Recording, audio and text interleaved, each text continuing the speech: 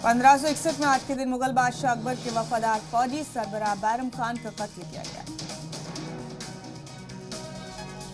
1599 में आज हिंदुस्तान में ब्रिटेन की पहली ईस्ट इंडिया कंपनी का कयाम हुआ। 1850 में चीन में ताई पिंघा नाम से सबसे बड़ी अवामी तहरीक का आगाज हुआ। 1865 में अमेरिका में दास्ता उन्मूलन के मुतालिक 13वां तरमीमी बिल पास हुआ। 1893 में अमेरिका में पहली बार कोका कोला ट्रेडमार्क का पेटेंट किया गया।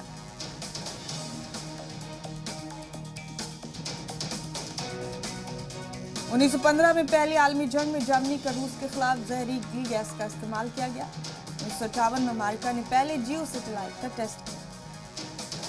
1963 में मोर को हिंदुस्तान का कौमी परिंदा करार दिया गया।